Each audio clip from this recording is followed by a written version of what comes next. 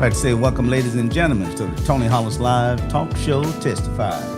We want to bring a show to you today. Going to have my guest on that is going to speak to us today and kind of give us some little bit of insight on how the meeting went in Little Rock, Arkansas State Capitol, to where they were discussing the issue, supposedly discussed the issue, the Black Caucus that was, with our state director, Colonel Mike Haggard. He's over the Arkansas State Troopers. Seems that he chose not to attend the meeting of the Black Caucus. Nevertheless, they had a meeting, and so we're going to let my guest, Michael Middlebrooks, give us an update on of that meeting that took place with the Black Caucus a few days ago. And so you all sit tight. We're also going to be talking about some things that occurred in Little Rock, Arkansas, to where a black man who had a gun put to his head. Okay? And so we're going to talk about that as well as a few other things. And so you all sit tight, and we will be coming back to crank this show up and get it started for you. Okay? So just sit tight.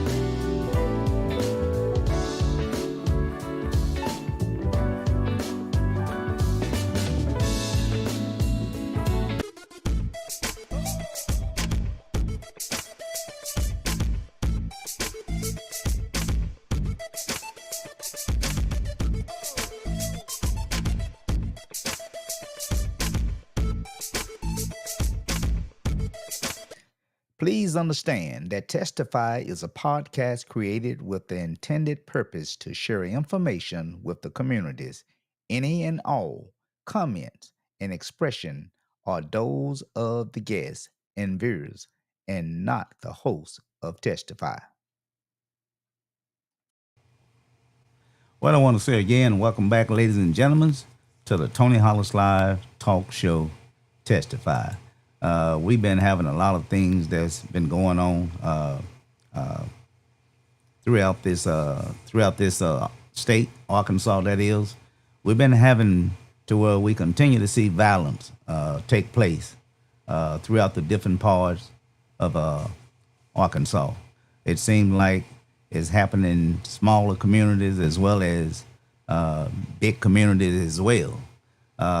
We have been having incidents over in the little small town of Manila, Arkansas. Mostly those incidents has to do with traffic stops. We have had incidents in Oak Hill, Arkansas, in Blythe, but nevertheless, there still remains to be justice in some cases for many of these victims. As you can see scrolling across the screen there, we have had slapped to the face, okay? Punched to the face.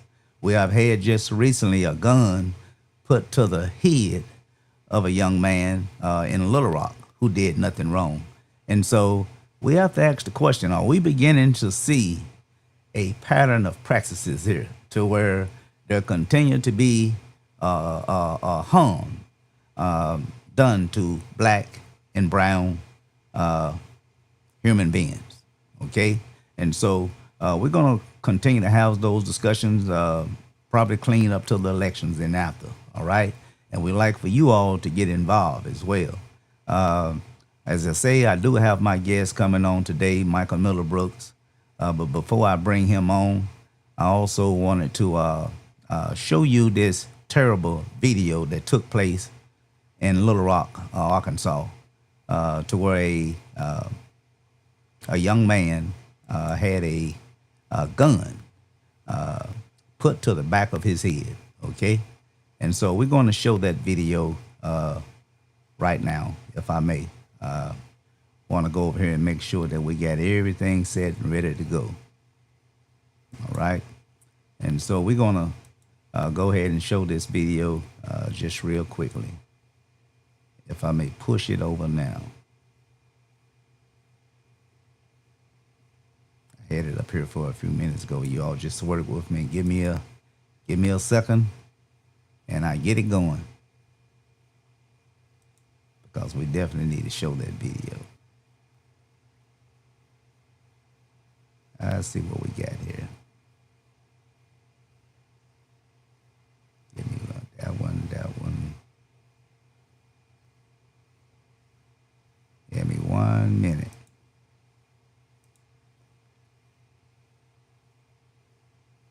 Well, I'm going to come back and show you that video. I don't have it just yet, but I will.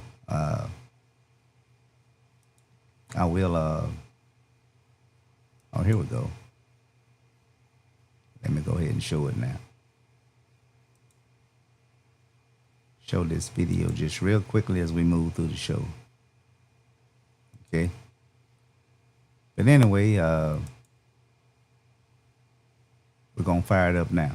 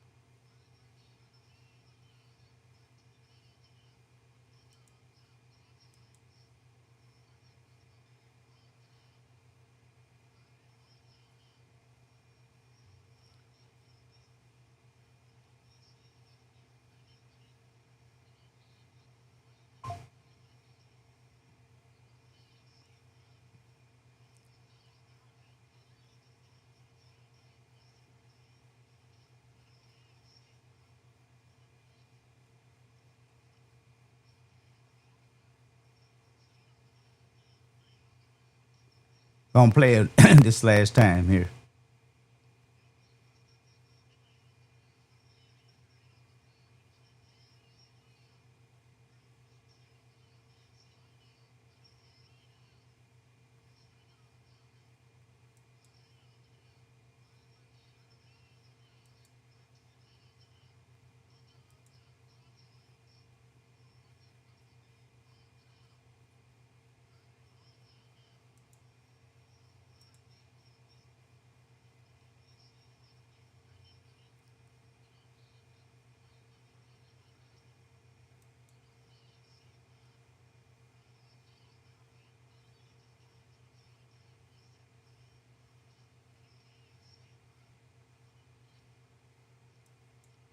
Okay, so that was that. We're gonna close that out.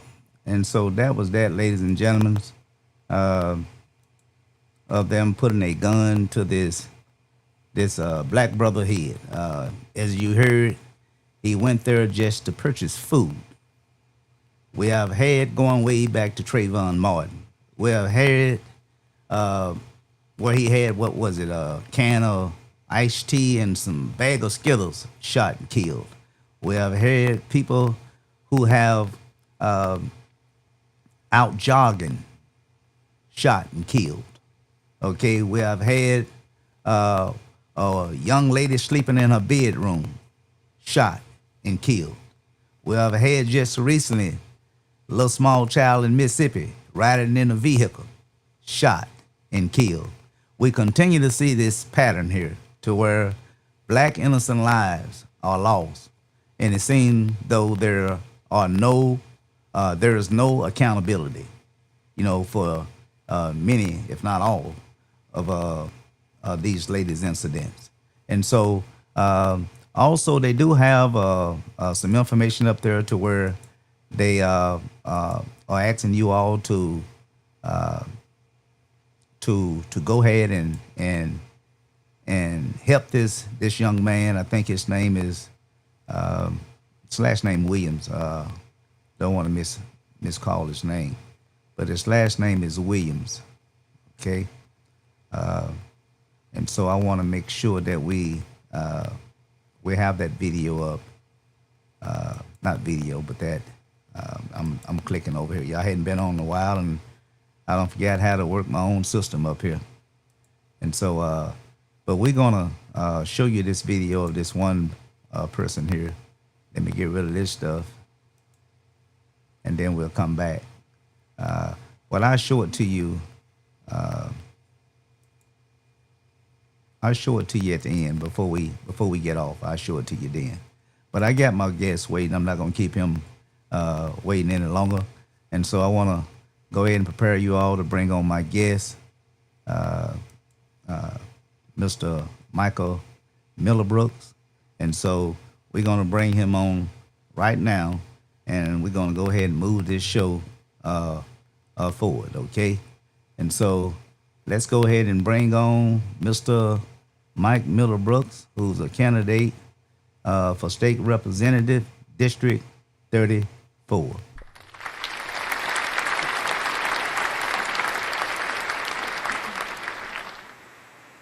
Well, how you doing there, sir? Mr. Michael Millerbrooks, state candidate for state representative, District 34. Thank you, my Sorry I brother. couldn't play that video. I hope I played it. Did you get a chance to witness the video that I just played? Yes, I did. And the reality of that, Tony, is I was in Little Rock, First Lady and I, the day that this happened. We were literally at the Capitol building in Little Rock advocating for Lisa Hackett and the young man that was in the wheelchair that was hit in the face by the police officer in Osceola, Arkansas. And for this to be going on at that exact same time, it disheartens you, but it also motivates you to understand the work that men and women like you and me do being advocates. And what most people don't know is that Tony Hollis and I have been advocates in this community for over 40 years. We were brought together by a small group of men and women who believe in social justice, who believed in standing up and speaking up, and they literally trained us and others, Carolyn Middlebrooks, Joanne Faulkner, and there were so many others in that young group that they prepared and trained us how to be advocates for the community. The one thing I want to make plain, and I'm going to let you back in, is I'm not here in my capacity as candidate for state representative District 34. This is Reverend Mike Middlebrook, the founder of US, which is an acronym for Unity for Success. We are a community advocate group. We believe that the people rule, and we believe we should stand up and speak up when we see injustice. All right. And I do notice that you did attend this meeting that occurred early part of the week, to where there were a meeting called by the Arkansas Black Caucus, and I noticed that you was there, and also I noticed Arkansas, the president of Arkansas state rep, Mr. Joey Carr. He also attended that same meeting, and I think there was a question that was asked of him. I may have the video up here. I want to go up here and play that video right now, um, of Mr. Carr, if I didn't get rid of that too. But we wanna play this video to make sure, and then I want you to go ahead and pretty much after I play the video, I like for you to go ahead and give your editorial on the video, if you will. Yes. Okay. All right. I got so many. I got to start back going into training here because my system here that I got now, I don't. It seems like I don't forget how to work it here. But Take your time, brother. You're doing a great just service to the community. just bear Take your with me. time. But Take I your got the time. video. I got the video now, and I want you to pretty much walk me through this video. What is going on? I may have to play it more than once for the guests because it's hard to hear it. So I'm finna play this video now. Okay. Okay?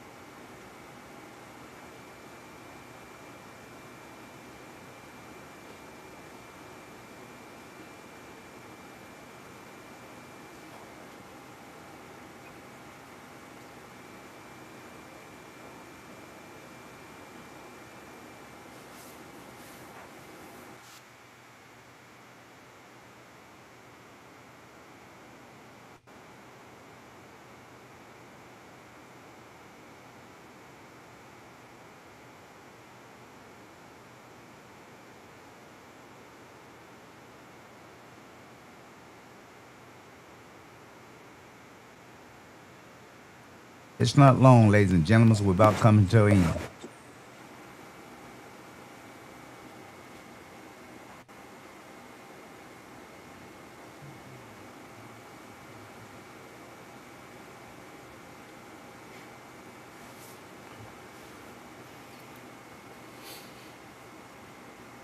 Okay.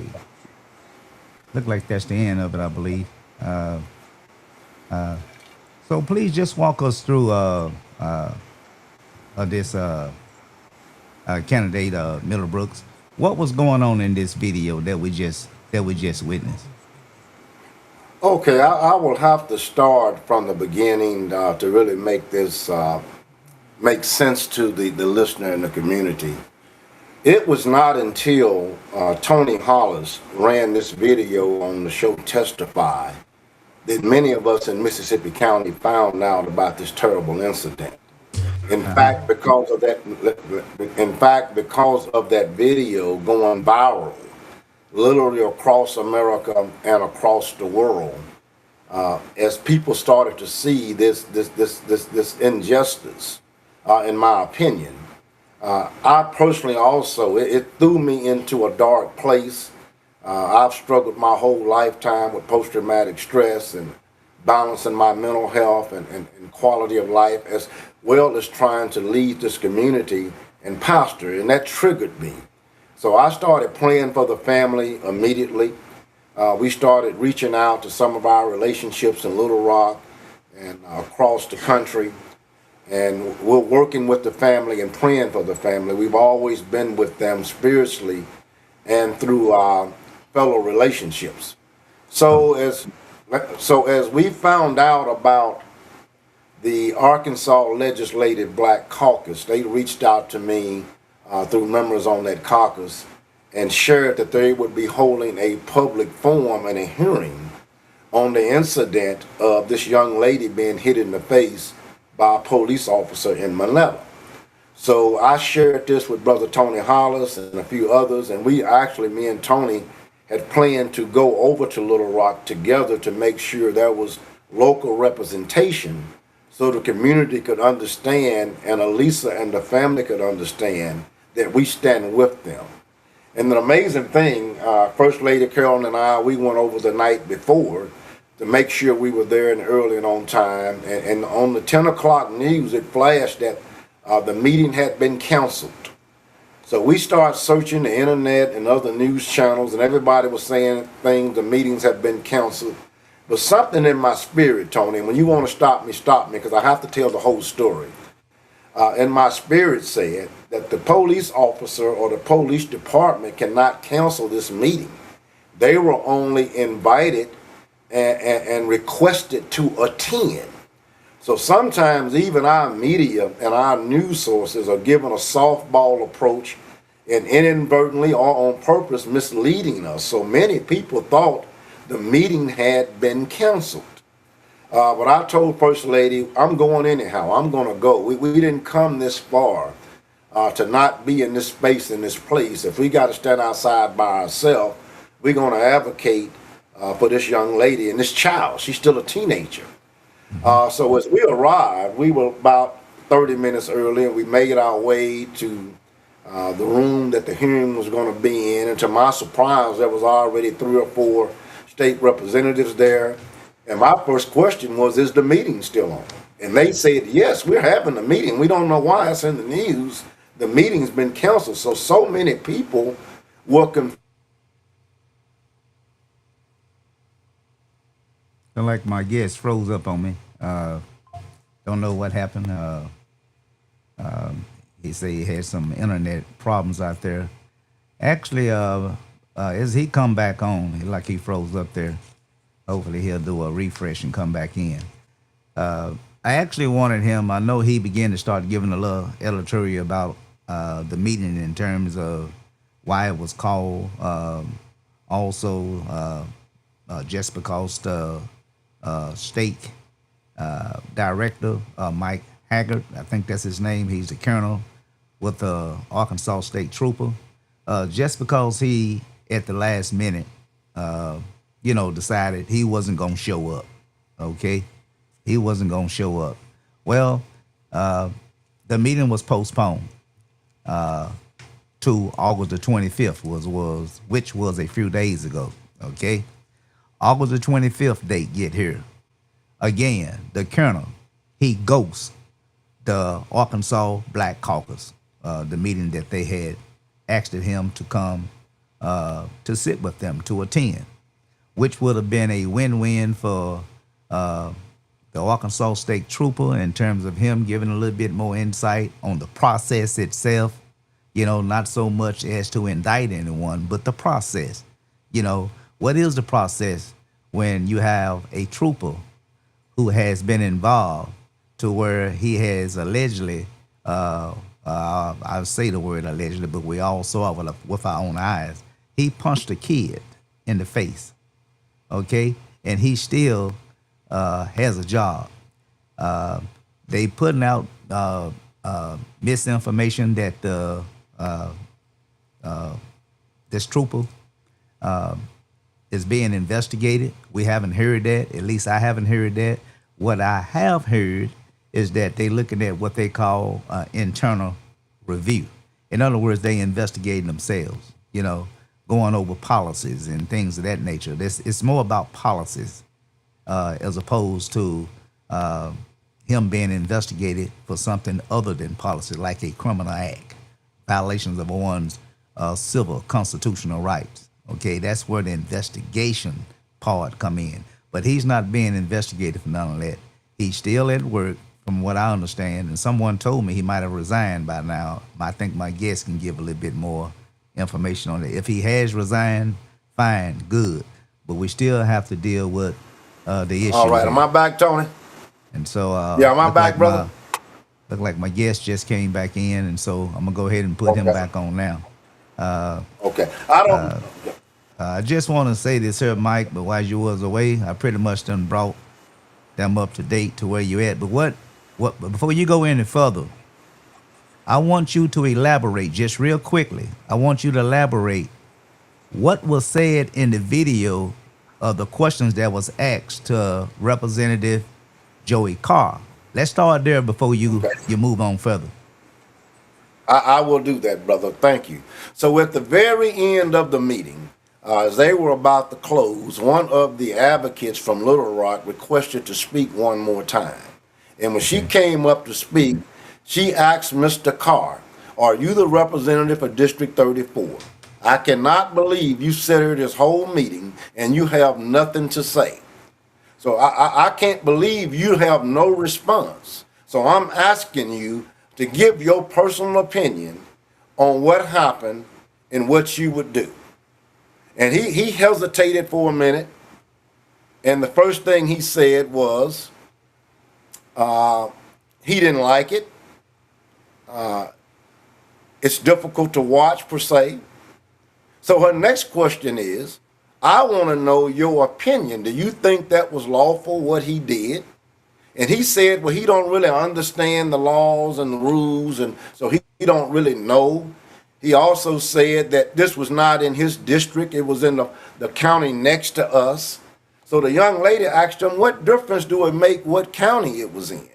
He said, well, it don't make any difference. It was what county it was in or anywhere in Arkansas. It was definitely difficult to watch. And then she asked him, do you think the officer needs to be fired? He said, I don't know about that. Maybe he needs to be put on leave and let this be investigated. And she asked him, do you think it should be paid leave? He said, well, I don't know the legalities. I don't understand the rules and all of that, so I don't really know. She said, do you think he needs to be fired? He said, well, I wouldn't go that far. I wouldn't go that far. And she asked him a couple other questions, but I don't want to be caught saying I'm not answering him exact, but that's pretty close. And it was the most shameful moment for me to be a father, a pastor, a man that loves kids, and to know that we have a former educator who coached girls basketball, and I know he loved his children, and he couldn't have the passion enough to say that this was an overreaction and he expect accountability to be carried out. I literally was hurt. I watched a grown man cry in that meeting because his kids are terrorized, and he was so hurt as a black father. Yeah, I saw Men that. were crying in that meeting, and Mr. Carr had nothing to say. Now, he's all good about taking a photo and showing up for a handshake, but have you ever heard him speak up for our youth in Mississippi County when it comes to issues like this brutality? At the same time, he's an educator and retirement coming from the public school system. This is the same guy that voted to have over $400 million removed out of the public school system. So we need to start asking Mr. Carr hard questions. If you can't give an opinion on seeing a child hit in the face, threw on the concrete, calling out to God and her mama, it's something wrong with that. Okay, well, I have to say, as a father myself, I 100% totally agree. I mean, it was tough for me to watch what that young lady had to endure. Now, I did hear him say something in regards, and I want to pause for a minute. For those of you who's looking on now, I want you all to know I did make contact with Mr. Joey Carr, Representative Joey Carr. We did speak yesterday. Well, we didn't speak. We was texting.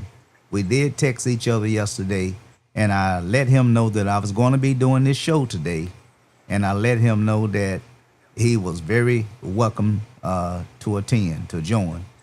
He declined, and so I just want to put that out there. So this is not like, the blind side anymore. I'm trying to keep him from participating in this show today. But again, candidate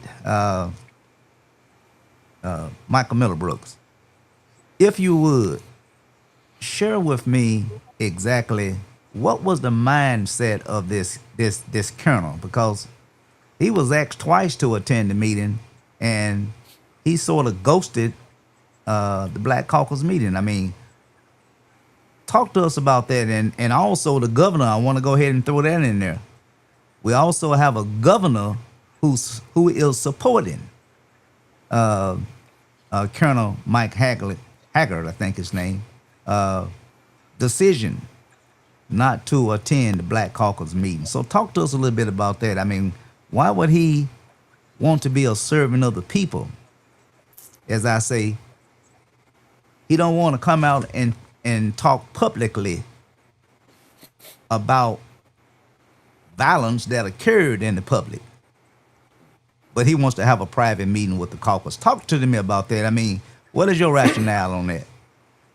I want to apologize. I'm a little upset right now, but I'm going to do the best I can to get through this. And let me share this with you. We set a meeting date earlier to meet with them, and he canceled. This was the second meeting, and he canceled. So he was given ample opportunity. The Arkansas caucus plainly understood that they couldn't ask direct questions about these incidents. They only wanted him to appear to talk about policy, what could be done different, how can we bring harmony. They were well prepared not to ask him questions particular about this incident, and none of them did. In fact, the state representatives caught a little heat from the citizens because we wanted them to go further. But let me say this. What the state representatives did in the Black Caucus was created an environment so the public could ask questions. So we got to give them credit for that. And not only did he cancel, you have to remember, out of all of our state senators, only less than 5 of them are black. I think it's 4. Out of all of our state representatives, I think we got about 11 right now. And they were all there. But look, we have 75 75 state representatives across Arkansas. That room should have been full of state representatives, not just the blacks. That tells you there's a problem right there of representation in who we are electing. Just because somebody's popular, just because they got finances behind their campaign, just because you like them as a person, don't mean they're going to stand up and speak for you when things get difficult. So we got to make better decisions on who we choose to represent us. Again, Mr. Carr is a good man. We're both Christians. We both love people. And he loves to go to meetings, shake hands, give a smile, but nobody asks him questions. So for that meeting to be attended, and he was about the fifth person in the room. He was early like me because he wanted to have a front row seat, but he did not want to represent his people. So But my thing is, with the sheriff. well, just want to for a better understanding. You had mentioned, and I'll let you start. I'll let you finish your comments. But just for understanding, you said something about there's a total of. Did you say 75 black representatives? I was off with that. There's about 75 state representatives. I was misworded that when I said black. And I said out of the 75, it's only about 11 of them who are black state representatives. Yeah, so I may not be exactly right, but I'm pretty close. But just for the record, the state House of Representatives has a total of 100 representatives, and Thank you. and they have 35 senators in the state Senate. So there's a total of 135 officials total. Okay, and they do have a super majority. It's not about black or white, but it's about party. It's about Republican versus Democrat, and so we just want to clear that up for the viewers who are looking on. And so y'all, by no means we have 75 black reps. Okay. I agree. I misspoke there. I was a little emotional from the previous statement, and I do agree on that. We have 75 counties. That's where I was off. There you go. So again, I appreciate you correcting me on that. Yeah. I have no notes.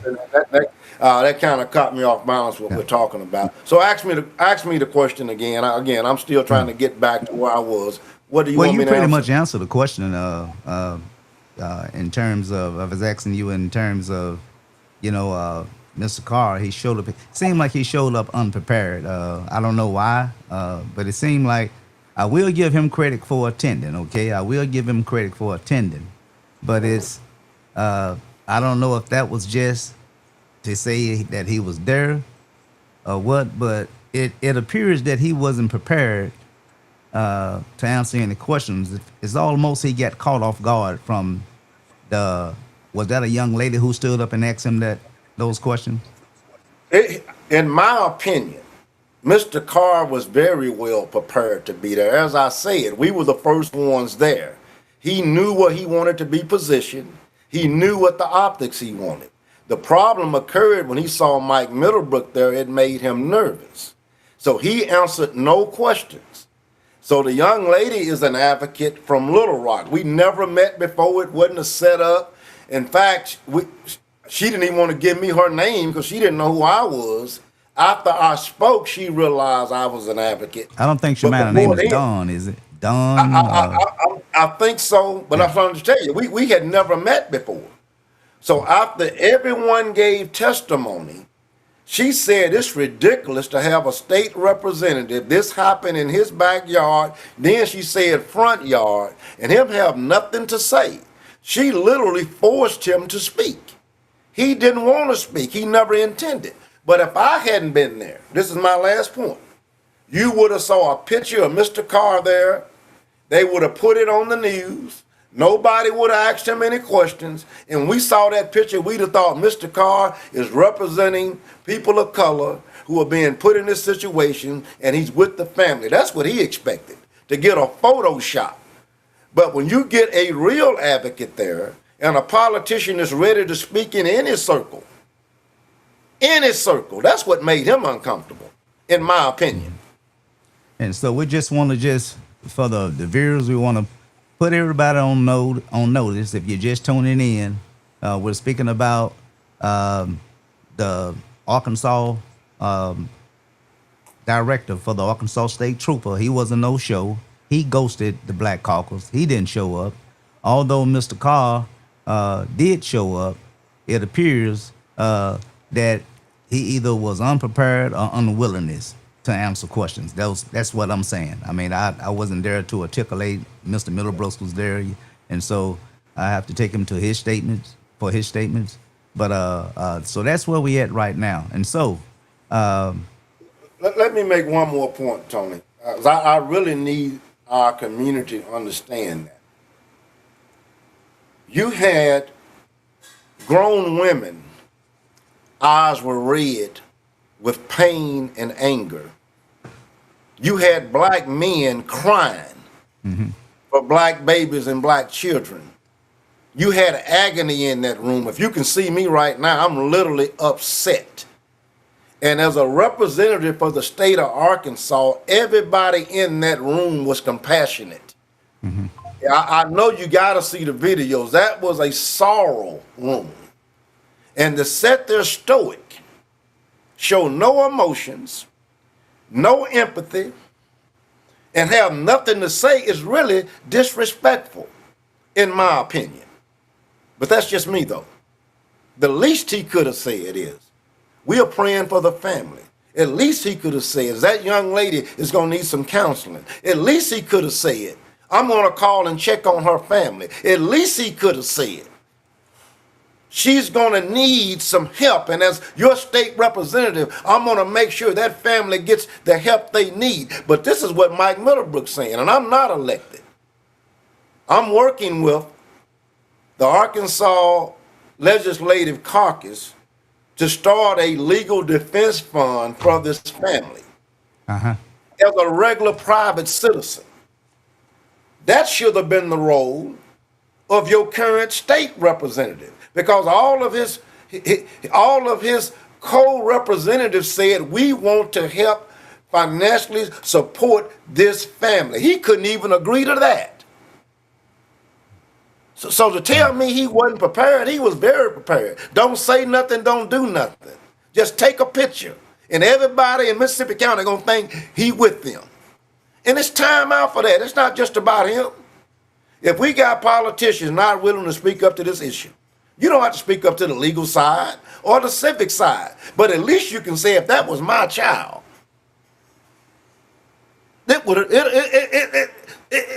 oh Lord. If that was my child, if that was a child I knew, if it was a child I didn't know, don't matter what color, crying for her mama, calling out to God, and he did all that just because he felt disrespected. He even said her container, the seal was not broken. He said that. And you can't have compassion because she didn't say Yassa boss, Nasa. They are trained not to let a person's attitude affect how they take care. Their job is to serve and protect. Serve and protect. This woman was on a dark highway. Her window was broken. She was scared and trying to get home. Who cannot have compassion for that? If you're going to give her a ticket for hazard lights, for speeding, for no seatbelt, they're my misdemeanors. Give her a ticket and let her go. well, I'm sorry. I It's have too to. difficult. I can see your. I can see your passion. I can see your emotion. In fact, I was exactly the same way when I, saw that what he put that child through. They keep wanting to refer to her as an adult. She's a kid. Okay, 18. she's a kid. And we got a grown man. Put his hands on a kid. In most cases, that's considered child abuse. Okay, forget 18. She still is a child. 18-year-olds still require the help of their parents all through college. Kids don't graduate until they're around 21, 22 years old, and they need the help of their parents. They're yet trying to find their way. Okay, now I appreciate you giving us some insight on that, because we couldn't hear the questions that was asked of Representative Carr, and the answers that he gave. You was there, and so you pretty much shared what was said and his response.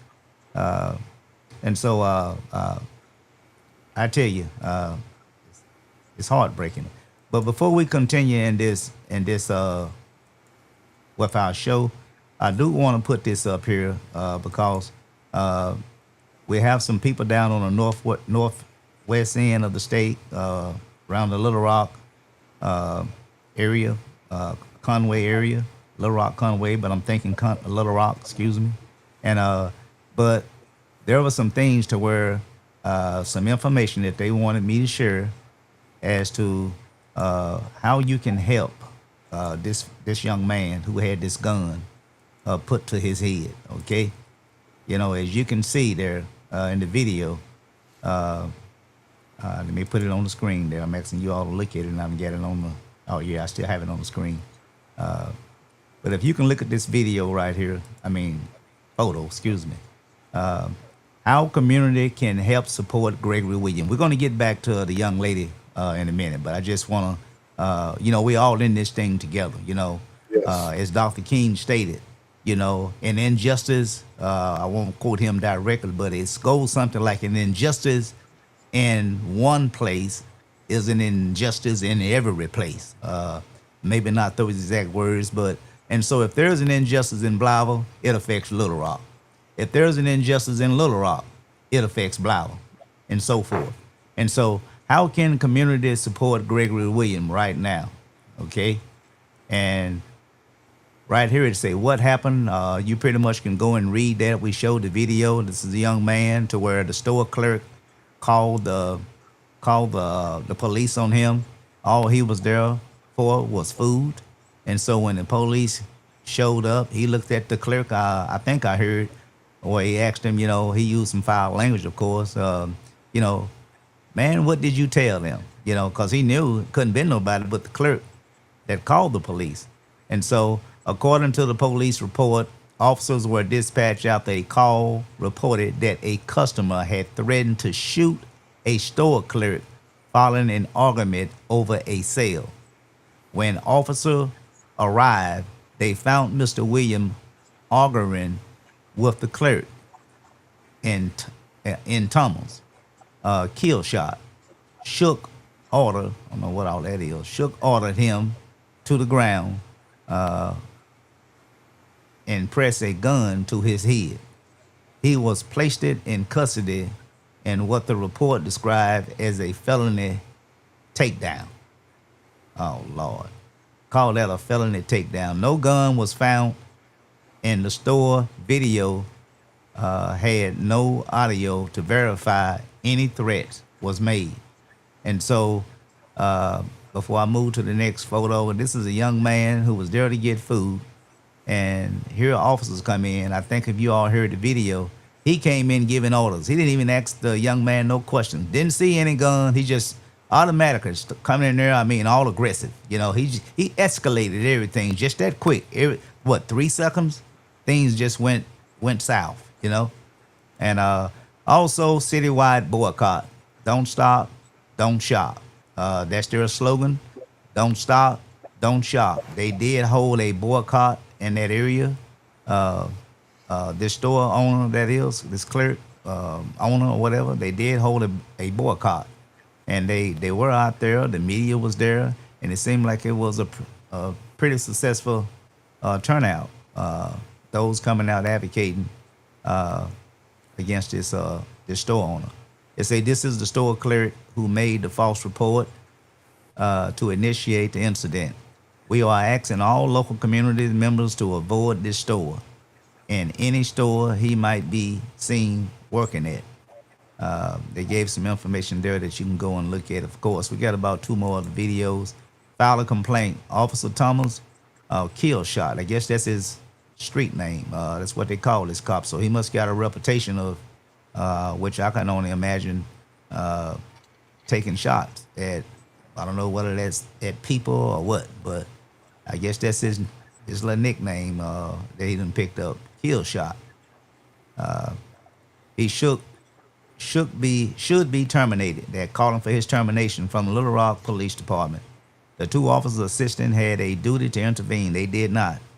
When they saw the use of force clearly exceeded agency policy and training with respect to what was objectively reasonable under the circumstances, they should be reprimanded for their inaction.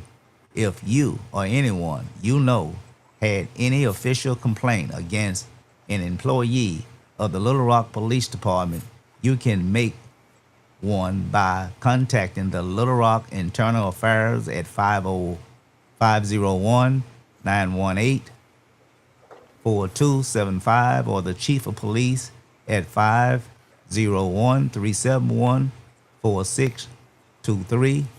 You can also call the mayor's office, 501-371-4510. And that's his email there, mayorscott@littlerock.gov, if you would like. And so those are ways that you can help this family. Greg is a father, a son, and a brother. He is more than just a headline, and he needs our support. Group counseling sessions for the family, support with immediate relocation. If you are willing to support these needs, please send admin so you can be connected with Greg and his family. And so that is the things that I want to share with the audience about what this man endured. It just was, he should not have endured that. Let's just say that, okay? And so, but that's where we at, ladies and gentlemen. We have a situation to where this thing is not in one isolated area. It appears to be something that is taking place all across this country, and now we see it right in our front yard and backyard of Arkansas. So your thoughts on that? Again, I know you shared. You say you spoke with one of the advocates there, and so talk to us a little bit about that. I mean, how much you know about it? What can you do as a next state representative to assist his family if need be? Yes, I'm so glad you asked that question, Tony. The thing you have to remember is we were almost basically in the meeting while that event with Brother Williams was going on. That advocate group from Little Rock and other neighboring cities were there to support Elisa Hackett. So they Little Rock community leaders were more concerned about a young child in Mississippi County, Arkansas, than some of the leaders that live in Mississippi County, Arkansas. They showed up for her. And while they were there, That's great. found out that I was there and you were headed that way, that you had been told the meeting was canceled. Right. They said they will be in Blytheville, in Osceola, Arkansas, with Reverend Mike, Praise on Global Media Ministry, and Unity for Success. We're planning a moment of prayer for Elisa Hackett and her family, for Michael Williams in Little Rock, for the young brother that was in the wheelchair and got hit. We're going to pray on the public square. I'm going to release the date in a few days, because we already got some naysayers that are trying to stop this. But you can't stop God's work. Let me finish. If we can stand in the public square and pray for our police officers in our community, surely we can stand in the public square and pray for our children without needing a permit. So in the next week, I'm planning a public prayer meeting. I'm hoping and praying that our local pastors will be there, our local community leaders, our local public officials, because I want you to know the state representatives of the Arkansas Legislative Caucus are coming to Osceola, Arkansas to pray for our children. Now, we need to make sure our own state representative, Mr. Joey Carr, shows up and do more than come than just for a photo op. In addition to that, the Little Rock chapter of the NAACP has committed to come to Osceola, Arkansas for this prayer vigil and also donate to the Legal Defense Fund. So we have other counties and the Capital and Little Rock leaders doing more for us in Mississippi County than our own leaders in representation. And Mr. Carr has done nothing. So as a state representative, when we have these kind of situations, as your representation, when I see wrong, I'm going to call out wrong. I don't know the legal Rightfully so. ramifications or the civil, but if I see wrong, based on being a Christian and a man of God, I'm going to call it out personally. And when I support legislation, Dr. Martin Luther King once said, you can't legislate morality and humanity, as That's I right. paraphrase. That's right. But you can create policy that stops somebody from cracking your head. So what we need to do is change the policies. And if your representation from the JPs to the city council, to the school board, to state representatives, to county judge, to the governor will not protect you and speak up for you, you need new representation. Quit getting caught up on who you like. It ain't personal. A politician's job is to serve you. You may not agree on everything, and it's okay to disagree. A politician's job is to find somewhere in the middle, but never be so far to one side you don't represent all people. And if you can't speak to this issue about black children being abused, gun being put to their head, in wheelchairs, handicapped, being hit, being spit on, being ostracized. We got young people in Blythesville, Arkansas, and Mississippi County that are scared to drive. They're literally telling their parents they don't want to drive. Had one young man say he don't want to take a driving test. Not only is Alicia hurting, our teenage kids are hurting, and they're watching us. Your children, your grandchildren are going to ask, what did you do in this moment? Exactly. Did you cower down or did you stand up? Yeah, brother, I feel you. I feel your emotions. I really do. And I can comprehend to exactly how you feel. And I want to say this here.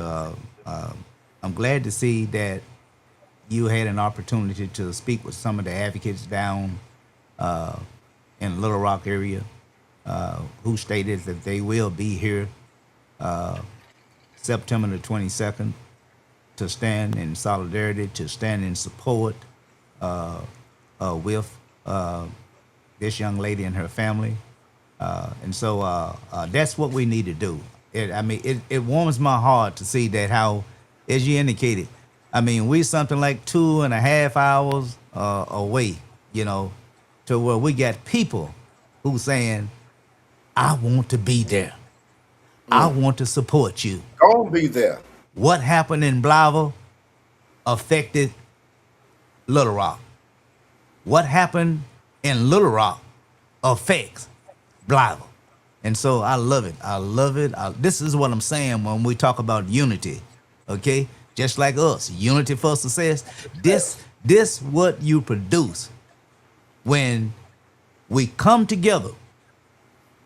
One voice for all, and all for one voice. So this is what happened.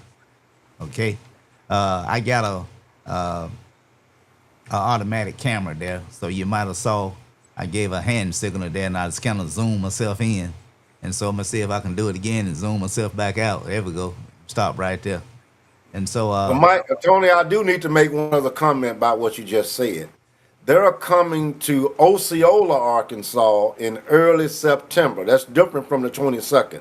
I'm going to have a prayer vigil in Osceola on Hale Avenue, and I'm going to give the date in the next 2 or 3 days. Mm-hmm. In addition to, they're going to come back on the 22nd for Alicia's court date, and we're going to get not only 50 black men, we want 100 black men and women who are willing to stand up with Alicia and with Unity for Success and not only ask for change, but demand change and how we treat our children and let them know we're going to hold people accountable.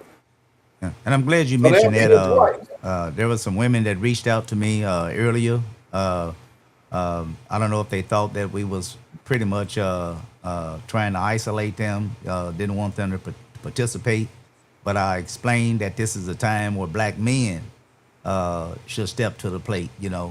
These are our daughters. Our women have fought tirelessly, going way back to slavery. Speaking when we couldn't speak, coming out when we couldn't go out. You know what I mean? In there, trying to make us feel like a man when we didn't have money to buy food. Our wives, our grandparents in the kitchen making a meal from scratch. And so women have always, our black women have always played a major role in helping the black man. But in saying that, as my dear friend Michael Middlebrook stated, is that next opportunity of that next event, or it may be before this event, where we're going to have black loving mothers, black loving fathers. We're going to have them come together up under the same event. And by no means are we excluding any other race, because if Right. you're not against us, then that means that you're for us. And so we welcome your participation as well, Councilman. And even if we're not asking you to take a position on the legal side of this or the civic side, we're asking you to show compassion to this young lady. So I agree with my brother Tony Hollis. We want white men, black men, men of all races, and I still want to encourage these ladies. Look, you step up, because the event we're going to have in Osceola, my prayer is that we have 500 people on the court square in Osceola that's there to pray for our community, to pray that our leaders do better, to pray that our activists speak up, to pray that those that are running nonprofits realize you have a duty not to just serve hot dogs, but to speak up for your people. We getting caught up on hot dogs, backpacks, and candy, and not standing up for our people. Enough of that. If you elect the right leaders, we can turn Mississippi County around. Let me tell you something, and this will be my last point if you don't.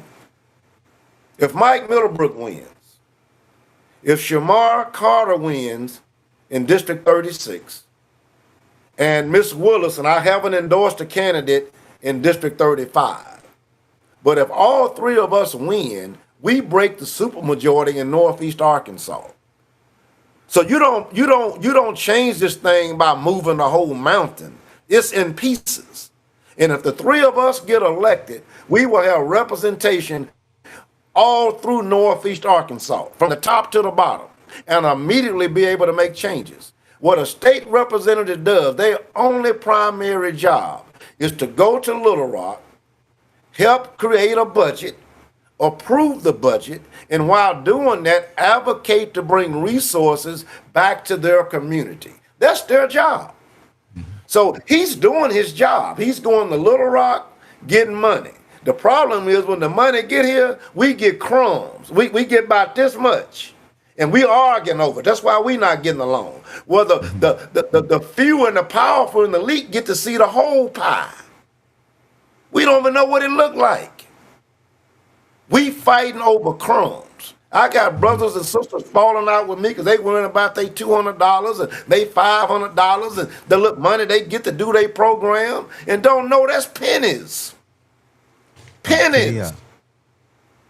Well, I know that there is many other issues as it relates to the struggles that we continue to see people face, not just from a criminal justice perspective, but also it's about economics and education, housing, and all those things that you had stated that you will be coming back, sitting with me to address. And so we're going to have an opportunity to allow you to do that, which will be coming up in the next couple of weeks is when I'm going to start kicking off with Lau and different candidates to come speak on this show if they choose to do so.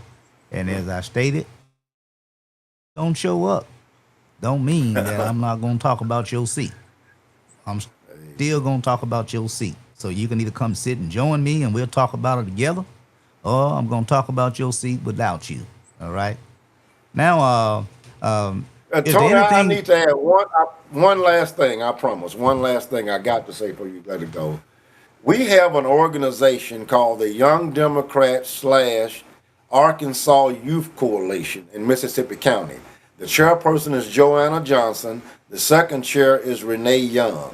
We're looking for 100 black young adults and youth who want to change Mississippi County. We're doing registrations right now. We're already doing voter registration. We're already doing lobbying work. We're already yoking up across the state. We're also partnering with the Mississippi County Democratic Party. We're not working against each other. We're working in conjunction. But we're trying to get activated young people who want to make change. There'll be more information mentioned about this group in the future. So please, join in with the Young Democrats of Mississippi County, the Arkansas Youth Coalition. You'll be hearing more about that soon. Thank you, Tony. Give that young lady's name, the head of that. Well, I don't know. I know she worked with that group. She's a very intelligent young lady who do great work with the young people political group that you have. Her name is Joanna Johnson. She lives in Luxor, Arkansas. She's actually, I think, the city clerk for Osceola, Arkansas. And between this group and our team, we have registered almost 250 people in a month and a half. So we're working, and we're going to continue to work. And we need more young people that want to change. It's so much we want to do. It's so much we want to do. Justice reform. Get rid of the LEARNS Act. Get more funding for the SNAP program. Make it more accessible for low income and moderate income to buy housing. And these young people are working on bringing this kind of change. So we can't wait on our seasoned politicians to do something we've been waiting on for 20 years. We need new faces, new names, young, energetic people. The thing I learned about that advocate group in Little Rock, if you heard them young people speak, they were prepared, they were educated, they had their numbers, they knew how to speak under pressure. And it's our time. People like me and Tony, we in our 60s. It's our time just to be mentors. So anybody that knows me, I'm not about trying to be in charge. I'm about trying to bring people together and let them do what they do. So what you see here is two men are saying we know we coming to the end. And we got a short period to find 100 young leaders to transform Mississippi County. Has nothing to do with me running for political office. All right. Unity for success is about what it says, unity for success. We want to rebuild the total man, the total lady to become leaders, warriors, politicians, entrepreneurs that changes the direction of Mississippi County. But I want to say this here, my brother. You're doing an outstanding job with these young people. Being somewhat of a supervisor, guiding them, stepping in when they need help, what have you. And I do want to say to Miss Joanna, is that her name, Joanna, correct? Yes, Joanna Johnson. I do want to, I think she just had a birthday. And I want to say happy birthday to you, young lady. And I'm hoping and praying that your birthday has been going marvelous. And may God bless you and the young people, because you are our next leaders of the future. Okay? And so, going to give you the last words, my brother. It's been good chopping it up. I'm glad that you came on and you spoke to us about, the meeting that is, what happened down there, what occurred, or what have you. And I thank you for that. Thank you for representing Mississippi County, in fact, District 34, going down there, participating in what we thought was going to be a meeting with the Arkansas State Director, Arkansas Trooper, that is, Mike Hagger, but he ghosts the people. Again, he is easy to support, I guess, violence out in the public, okay? But you refuse to come have a conversation in private, or you choose to want to come have a conversation in private and not publicly. I think that's cowardice. You know, that's a coward. That's someone who is not a servant of the people. So to that Arkansas State Trooper, director or whatever, I'm just gonna say it. He needed to resign.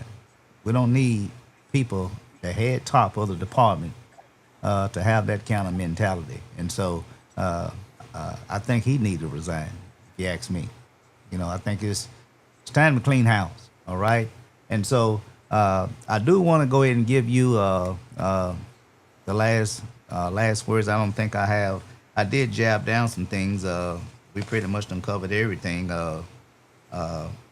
One thing that we really got to come together, and I wholeheartedly agree with you on, is that we got to end this two systems of justice, what I call it. We have two systems of justice. It's one thing that we fail to talk about. Okay, we get on here, and rightfully so now, we call out our local politicians. Okay, we call out our county and state politicians. We do. But to where all these things are occurring, look, you can pass all the policies that you want. They're not going to obey them. They know that there's policies where you're supposed to a duty to intervene. They don't care. They know that there's a policy to where you're supposed to have your body cams on. They'll turn them on if they want to, turn them off if they want to. What has to happen is there has to be a severe punishment for some of these crimes, okay? And forget policies. We need to have our legislators to go ahead and apply punishment in a criminal sense. Some of these folks need to go to jail, okay? That's the only way we're going to stop this here. You know, filing lawsuits, that don't stop it. Why? It's because of police immunity. You know, they not worried. They going to get a slap on the wrist. You know, even if they are fired, they'll move from one police department and move to the next. So it's going to have to take some legislation to where these people is going to have to face jail time. That's the only way that there's going to be a deterrent. If you want to deter this criminal conduct of police officers, there must be severe punishment. You can write all the policies you want. We have policies now and they've been disobeyed or not complied with. Okay? They still continue to have this misconduct because it's always bag the badge, bag the blue. It's always that silence wall, if you or that blue wall as they call it. You know, what goes on in the police department stays in the police department. And so as the next state legislator, now Mr. Carr did share with me that they're looking at some policies to where they're going to be trying to I don't know.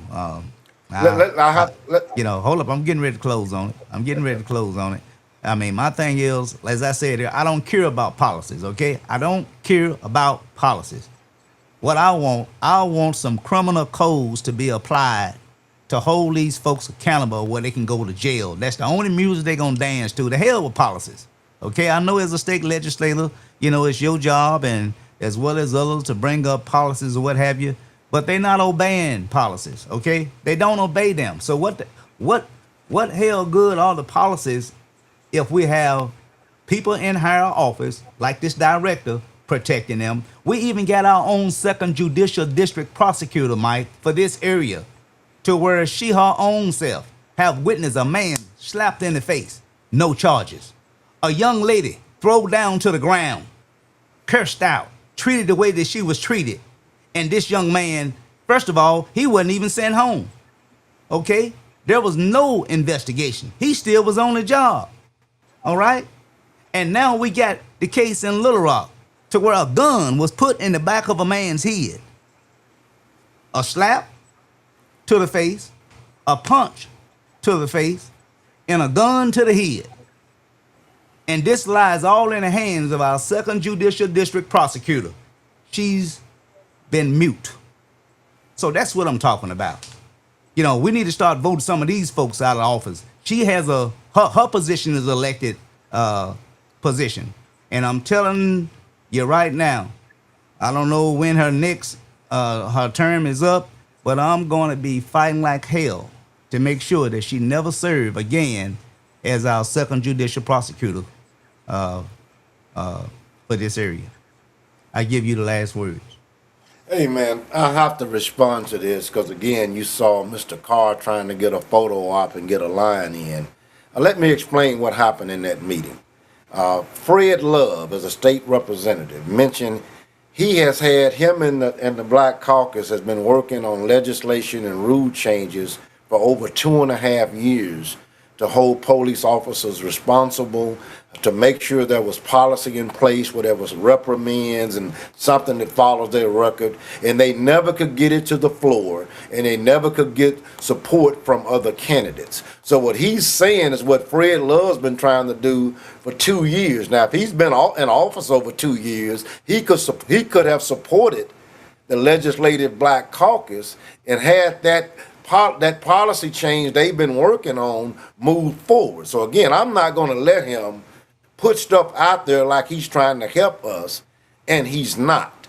He's looking for photo ops to stand beside. Just because you stand beside black people and people of color don't mean you understand us and you with us.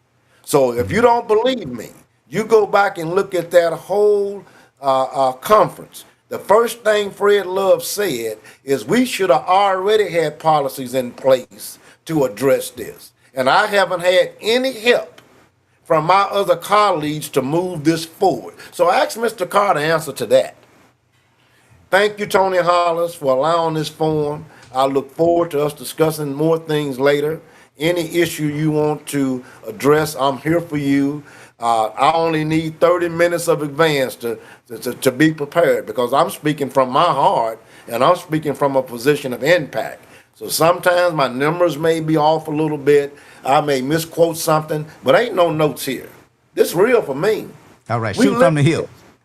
That's right. Ain't no notes. That's what your Anybody daddy. that know me, I don't have notes.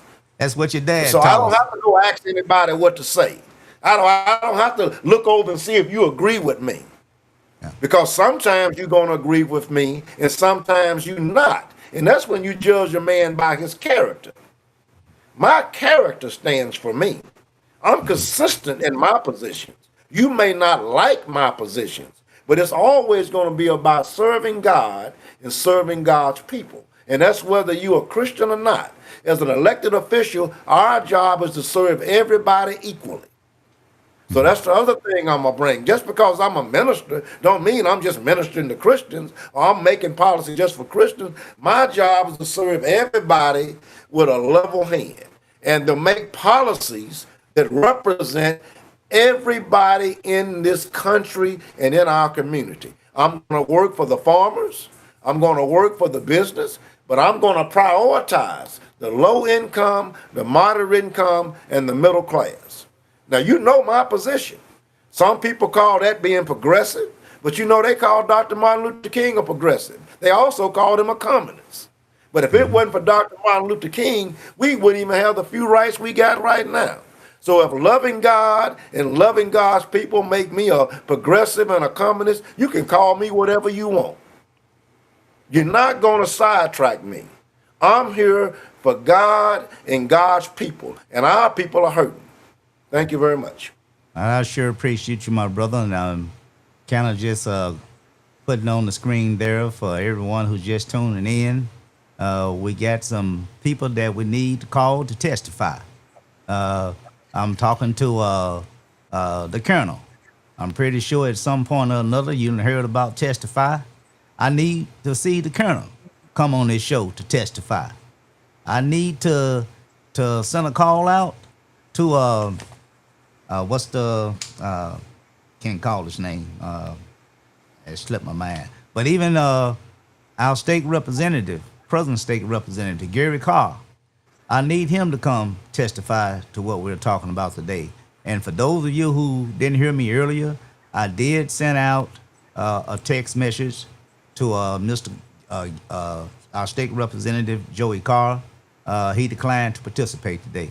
Okay, and so he He was given an opportunity to be here today. So this was not one of those one side blind side type things.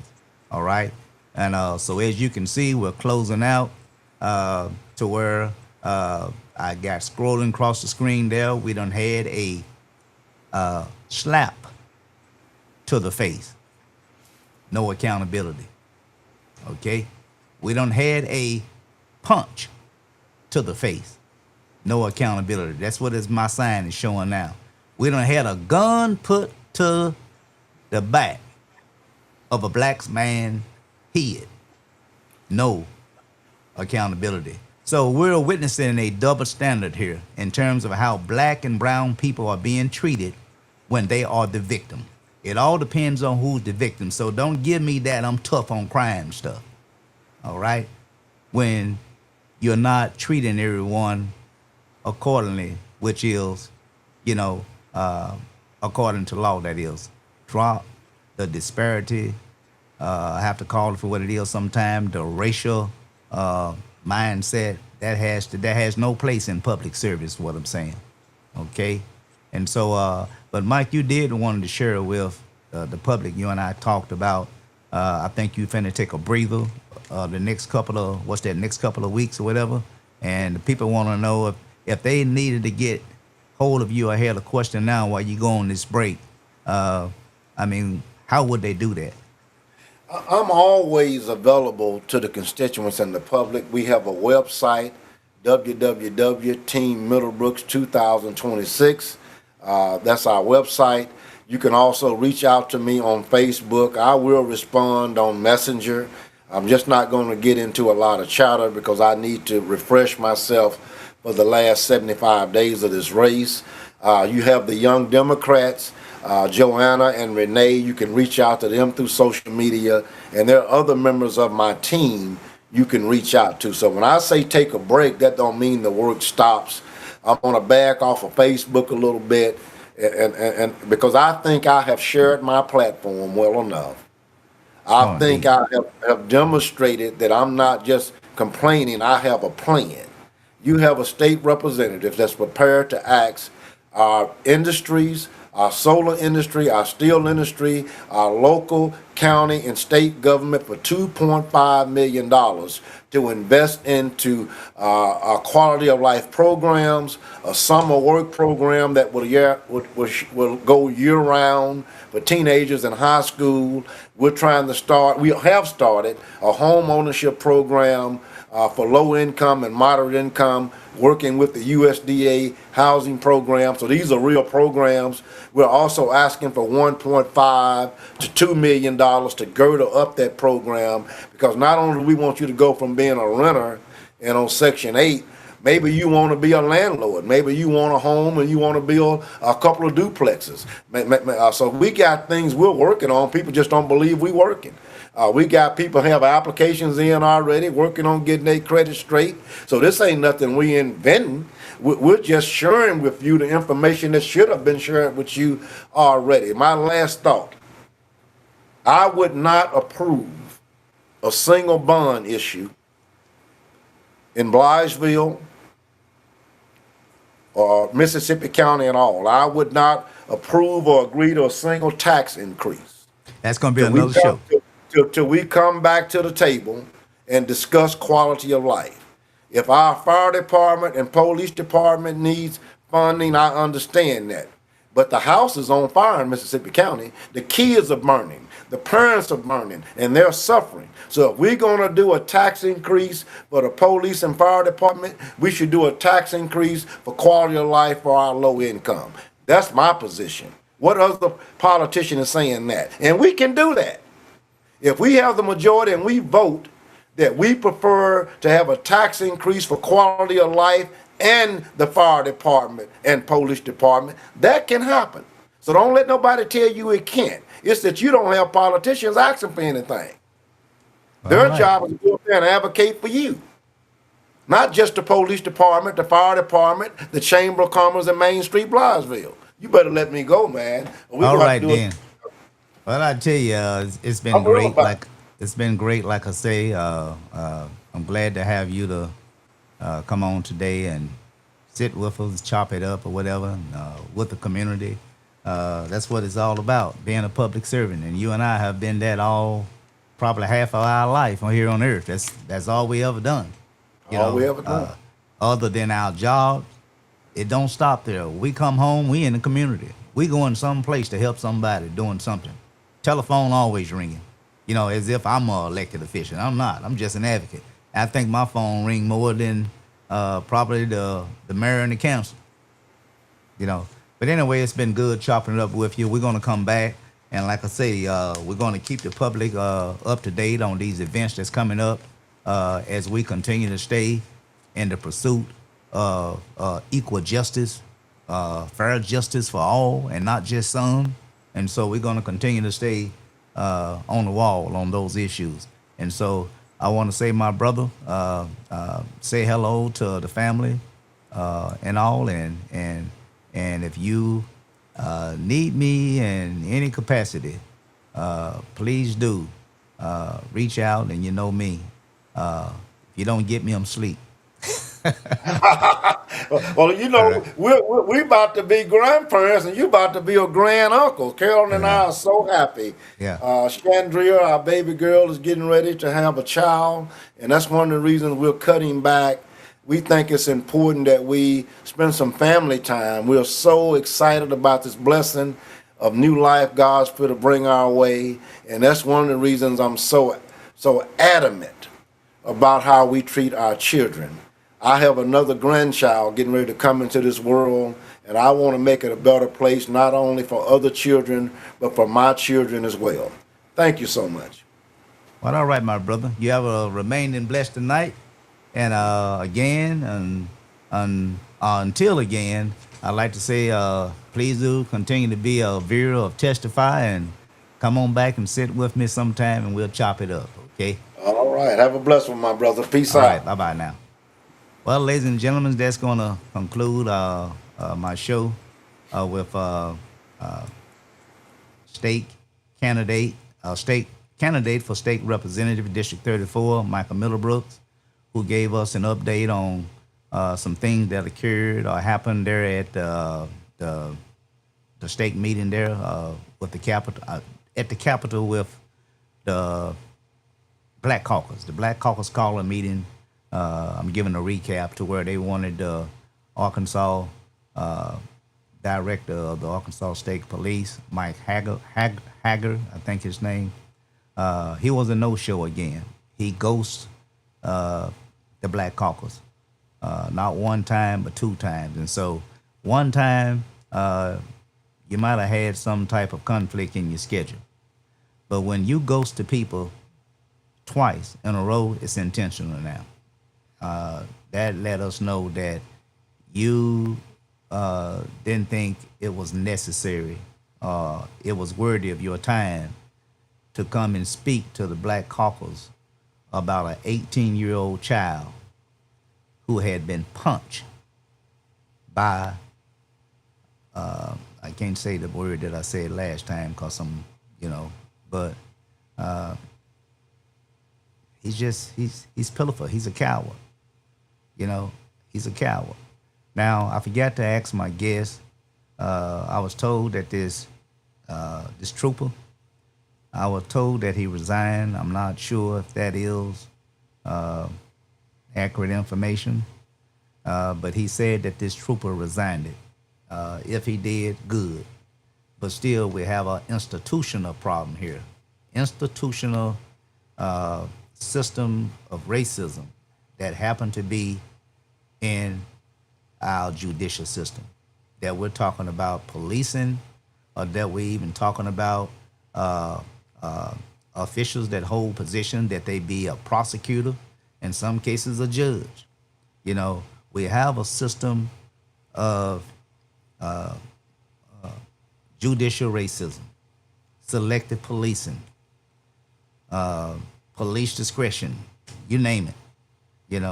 Police professional courtesy, giving a police officer who get pulled over by another police, oh, sorry, man, didn't know it was you. Professional courtesy is what you call that.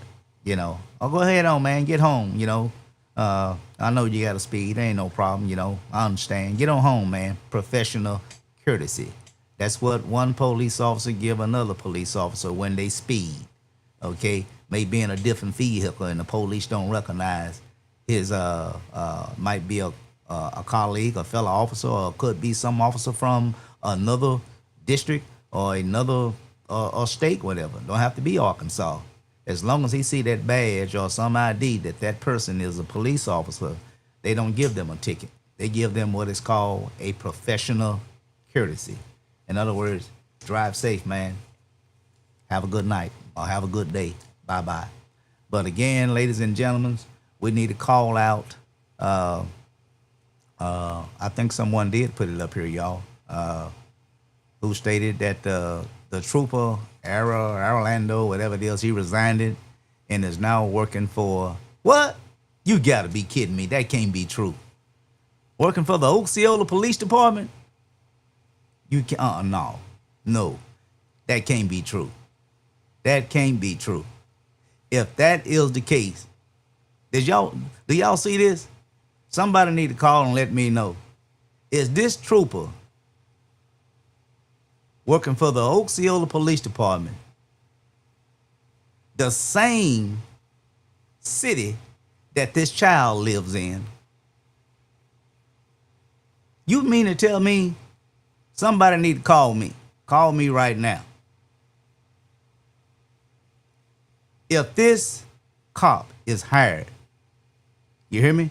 If this cop is hired, we need to demand a community meeting right now. I mean, right now. With the mayor and with the council. We need to demand a meeting right now. How dare you invite, okay, the oppressor to have a job, a badge, and a gun to continue to oppress the very child that he assaulted. Somebody need to get with me on this here. How come I haven't heard this? Just like Marion, Arkansas, when that cop got fired, whatever county he was in, and they felt like it was just too much of a distraction to have this cop on. He went down to Marion, Arkansas. He got a job down there. They had to let him go. They said, I'm sorry. It's just too much. The public don't want you here. They don't trust you. They don't feel you can be a good public servant or whatever. And so I'm sorry. We're going to have to let you go. I'm telling you. I better not find out that this is true, that this cop is working for the Osceola Police Department. City Council, you hear me? City Councilman, we have some of you right now running for City Council. Okay? How can y'all allow this? I'm trying to close now, but until I saw this message here, listen to me. It's time for you black pastors to stand up. How dare y'all let this man get a job? There should be black pastors way before today that had information about this here. You need to be down there on the parking lot of the Osceola Police Department. You need to be down there wherever the mayor's office is. I'm not sure. You need to be down there in front of his office and let him know how you feel about this hire. How dare the police chief, the new appointed police chief, how dare this man can just laugh and kick black folks in the face? You think that you can hire this person to be a cop, the very city that this young girl live in? That better not be true. That better not be true. Somebody tell me this is not true, that this cop is hired for Osceola. Somebody tell me this is not true. I'm gone because I'm getting excited. But I want to say to you all, please do come out and take part of this 50 black loving fathers. That's not being racist. That's just a fact. That's the truth. I'm still right today. Tell me one white 18-year-old child have ever been treated like this young lady in Osceola. We continue to have young black females and females of age continue to be attacked either by the police or some random person in the community. And we black men need to stand up and protect our black women. They had our back when we didn't have nowhere to turn. We couldn't even get a job because of discrimination. We couldn't even get adequate housing because of discrimination. Women, black women, have played a vital role, an important role in our family.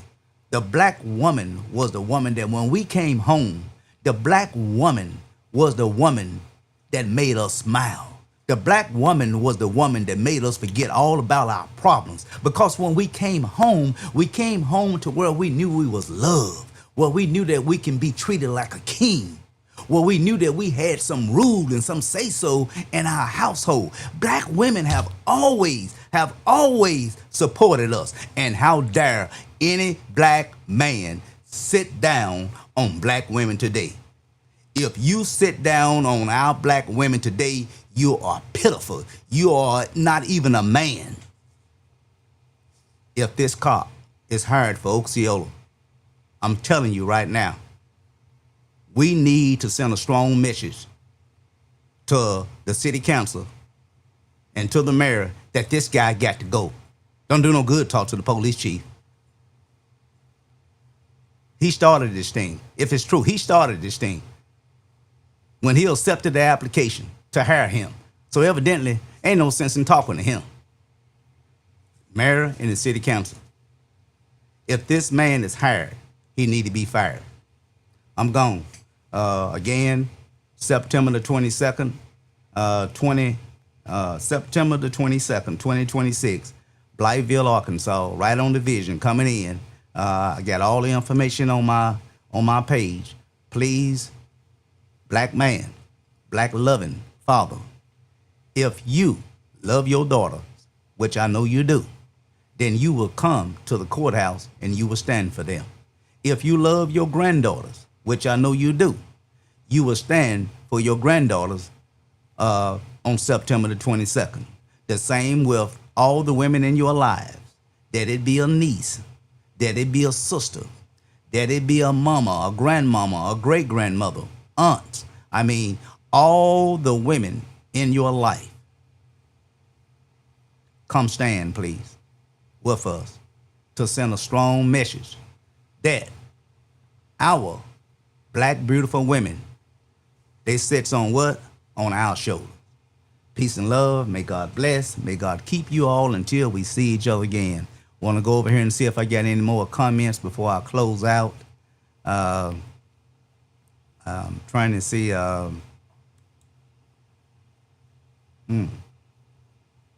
Okay, this is, I think she saw, this is a young lady that was telling me this here. I saw him today in, excuse me, I saw him today in an Osceola uniform. I'm gonna check that out. Trust me. I'm on the job. I'm gonna check that out. Trust me. What is that? I know that's exactly what I said. I guess she's in agreement. But I'm going to check this out. Something got to be, that can't be right. That can't be right. Surely not. Although I wouldn't be surprised if not. Osceola, he'll be in Blytheville. Exactly. You know, I'm pretty sure, and Blytheville know that I'm going to really stomp like hell if he come here. But Osceola need to stand up.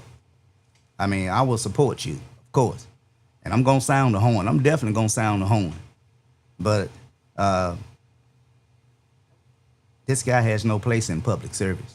The way he treated that child in the same city, He got some balls to move to the same city where you just assaulted a child. You talked it so as though she was not even human. You mocked her. Let me shut up. Go another one that said, and it just goes to show how much the chief is concerned about the people. Exactly. I just spoke about that. Exactly. But here's the thing. I don't even blame the chief. Okay? I don't even blame the city council. I don't even blame the mayor. Although that they should be held to account. Yeah, they should. But what are you gonna do, people? You the one got the power. What are you gonna do? Is you gonna sit at home and allow this to happen? You think it can't happen to your child? You think it can't happen to you? This better not be true. This better not be true.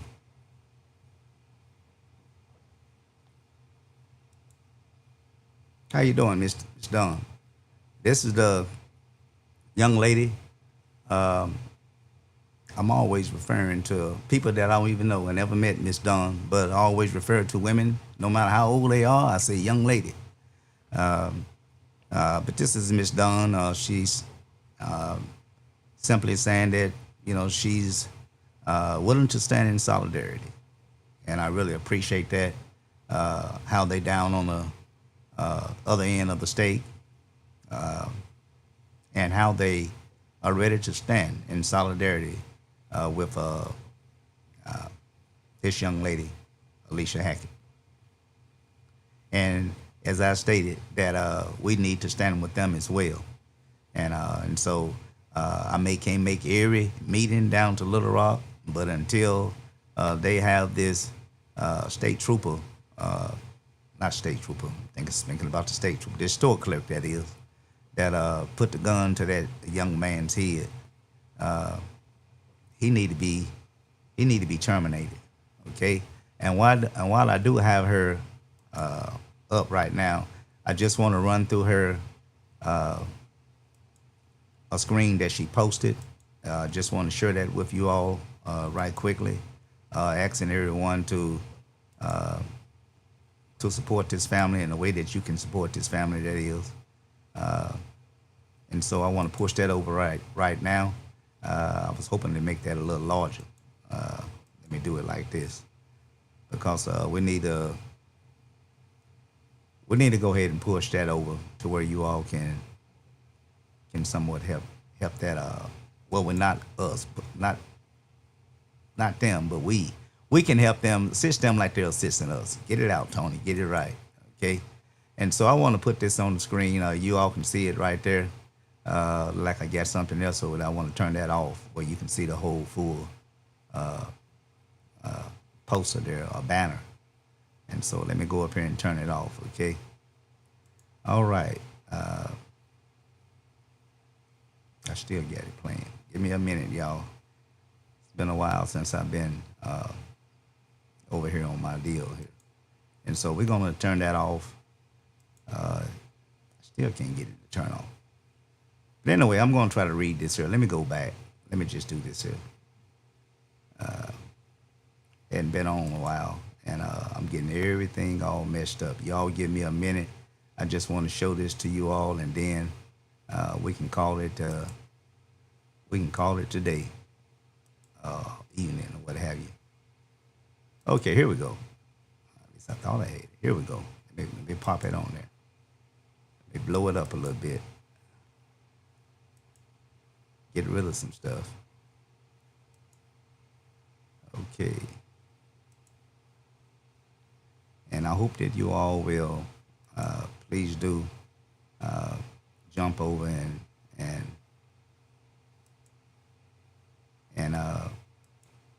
here we go. There we go. I get the full screen now. All right. But this is what she asking you all. I'm gonna run through it right quick. How you can help. Okay. And these are some things that she's actually asking of you to do. All right. Just You can read all this here on our page, but this is a young man who had a gun put to his head by a store clerk. Uh, they call him Thomas Killshot Shook. That's the officer name. Okay. Uh, he took down this black man who was there at the store to get something to eat, and they called the police on him. The police get there, escalated the thing to a place that it didn't have to go. Didn't ask no questions. Try to get an understanding of what was going on. Immediately come in and just started giving commands. You all heard. And so I'll play this video if I can before we close, and you can look at it yourself. This is the store clerk right there. I don't know if I can blow that up anymore where you can see it. That's about the most that I can get it. But that is the store clerk right there. Okay. It's the Valley Old Dodge Chicken. No number is currently listed for this location. But I'm pretty sure you can get that information from the Advocate group in Little Rock. Okay. And again, this is just general information about how to file a complaint. I think this is on my page, so you can go and look, as well as you can go on Miss Dawn's page and look as well. Things that the family need.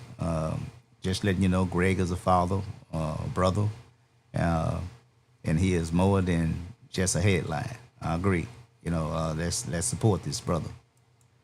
Okay, and so there it is. You all can see. I don't know if I can blow that up any better than that, but as you can see, that they have this young man on the ground. Well, I can't blow it up, but they got a gun to his head, right there. A gun to the back of an unarmed black man's head. A black life just, I guess to him, is just worthless. Okay? So that's all I have, ladies and gentlemen. Again, I want to thank you all for sitting with me today. It was great. I loved how we chopped it up, and hopefully we can do it again. I want to go up here. I think we got one other comment here, I believe. Trying to find it now, and then I'm gonna get out of here. All right. I thought I saw it. I saw this yesterday. It's just somebody saying they saw some. I saw him yesterday. Oh, she saw him too. Okay, thanks. Well, that's two people already. And so we got some work to do, Oxio. We got some work to do. I'm looking for somebody that cares about their loved ones running into this person that who have been given a job, allegedly, I'm calling it allegedly until I get some information in my hand, has been given a job in the city of Osceola. If that's the case, you might as well would have kept Bobby Eflin on the job. I mean, you ask me, might as well kept Bobby Eflin. What's the difference? I had said that. I even stretched that to the mayor. It's just one trade off for another. I didn't see no difference in how the present chief would run that police department as the outgoing police officer, Bobby Eflin, who resigned. Okay? And so that's it, ladies and gentlemen. That's going to conclude my show. Again, to the men, I want to say I'm asking you to please come out on September the 22nd and join us as we join hand in hand to come out, and we're going to say her name. You hear me? We're going to say her name, Osceola, Flower, Mississippi County. We're going to say her name, Alicia Hackett. We're going to say her name, okay? We want her to know that she's black, she's beautiful, she's smart, she's intelligent, she has a bright future ahead of herself, and we got her back. This cop that's in Osceola, we're going to put together a petition. Let's start with that first, okay? We're going to put together a petition. I may even put it on Facebook. We may do one where we're going out getting signatures. We're going to put one on Facebook. that this cop, okay, that we're going to demand that this cop be terminated. Okay? We're going to demand this cop be terminated. All right? And we're going to continue to say her names, hollering out for justice.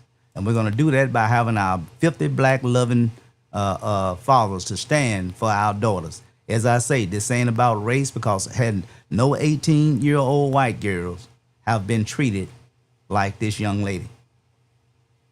I'm waiting. Just tell me one white child that have been treated like this young lady. I'm waiting. I didn't think so. We moving on. But again, the question is, are we actually witnessing a pattern of practices here by the very people who took a solemn oath, raised in their hand, to protect and serve? But it's just the opposite. They are the ones that are out here terrorizing, if no other community, black and brown community. That has to stop. It's even happening on our highways, traffic detainment, where all need to happen is to simply give a traffic ticket and send that black and brown person on about their way. By how it escalated, because this officer got pissed off. This trooper, he gets pissed off because she talked it to him disrespectfully, and he go back and try to enhance the charges. Now I'm gonna write her up for everything. Now she throw the clipboard at me. A lack of temperament. A lack of temperament. You don't need nobody on the police department who don't even have the temperament to deal with an 18-year-old child.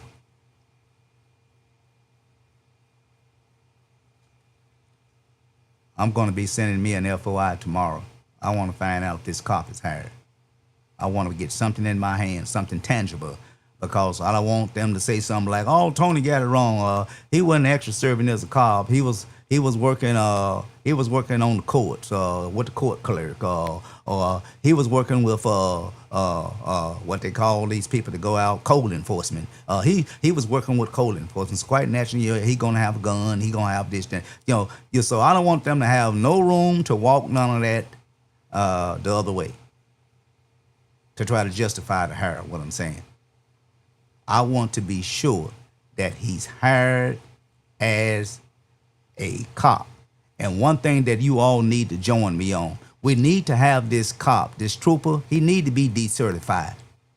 Right now, they have already taken action against one black gentleman, used to be a cop in West Memphis, to where the prosecutor, the one that, that witnessed the slap, that witnessed the punch, ain't did nothing, hadn't even called for decertification of the slap to the face, the ex-police chief or the trooper that punched this child in the face. And look what they have done. They done went and got other jobs at other police departments. And we sit back and we allow it. You're going to frown on me. You're probably throwing rocks at me right now, a little handful of you. Shame on you. I'm gone, ladies and gentlemen. I want to say thank you all. I was trying to get out. I should have shut my mouth then. I got 3 more comments here. They just saying, who was that? It's what time? I will be getting with you. I need to do my FOI. I need to do my due diligence first. Although I'm not calling anyone a lie who have stated that he's working for the Osceola Police Department. I just need to know, is he working as a police officer, or do he have some other position that he have taken? Is he a jailer, for example? Is he working as a jailer? Is he working with code enforcement? Okay. Is he working with the animal department, to where they go out and do whatever they do? You know, so just because he have a uniform and a gun on his hip, don't necessarily mean he's a police officer. He could be driving a police car. So I need to know up on the hire, was he hired as a police officer or was it something else? So that's what I need to facts find, and I'm going to do that. I'm going to jump on that starting tomorrow. I'm going to send an FOI. I want to know what is the position that this cop was hired for. Okay. What is this? They say my father would like to go, but he's half black and Puerto Rican, and is still allowed to be there too. If you're speaking of our 50 men gathering there for the young lady on her court date, that is what you're referring to. He's more than welcome to attend. Like I say, if you're not for us, if you're not against us, that means you for us. Okay? And I'm not sure if I answer your question. Is he still allowed to be there too? By all means, now I got you. By all means, you tell him come on out. Like I say, you can be white and you support us, you for us. Well, you most certainly is welcome to come join us. Okay? And in this last question, same person, it say someone else. Young Hustler Jefferson. He wrote me a ticket a few weeks ago. He said I was doing 110 and 75. I think he just wanted to get his quota. I was doing 100. I always say is this here. If you think that you are innocent, go in a court of law and have your day in court. Hopefully you will present some evidence or ask him to present some evidence other than I don't know if he clocked you with a radar gun or what.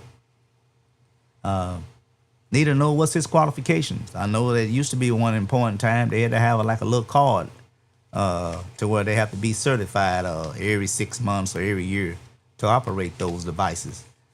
But I think they got rid of that. I think you don't have to go through recertification. At least that's what someone told me. But in any case, if they're going to operate a device such as that, they need to have some training. Okay?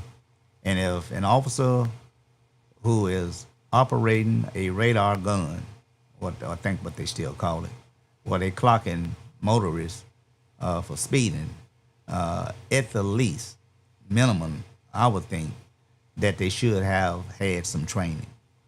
All right? Well, that's it, ladies and gentlemen. That's going to do it. That's the wrap for me. And I want you all again to please support the young man down on the northwest end of the state who had the gun put to his head. Forgot his first name, last name Williams. But all of that is on my page as well. And so you can go and read that, okay? So until then, I want to say may God bless and may God keep you all until we see each other again. And also, I just want to say to you all, I do have a YouTube channel. Okay? I don't know if you can hear that, but I do have a YouTube channel, and I want you all to, let me try to see if I can bring this thing back into focus here. But I guess I can't. But anyway, I do have a YouTube channel, and I want you all to please jump over and subscribe to it to help me grow my YouTube channel as well. And so hopefully things will begin to build in that area. All right. And so again, trying to close out, y'all. Trying to close out. But anyway, let me go ahead and get off here. Y'all catch me again next week. We're going to get into some political stuff or what have you. All right? And so I got something not working here. Oh, here we go. Let's see. I got something not working. Oh, there we go, right there. I was trying to find some stuff here to get off here, y'all. So, but anyway, I want to say please do like, share, and subscribe on my YouTube channel. There is what I was trying to get you all to tune into. So please do that for me, all right? You can also hit that bell over there, you know, and please do subscribe, all right? And when you're there, please do hit that bell where you get all of my notifications when I go live. All right. And so that's going to be a wrap, ladies and gentlemen. You all come back again next week. Same time, same place. Not same time. We normally start at 6. We got started late tonight. But anyway, that's going to be a wrap. Okay. So see you when we see you. Bye-bye now.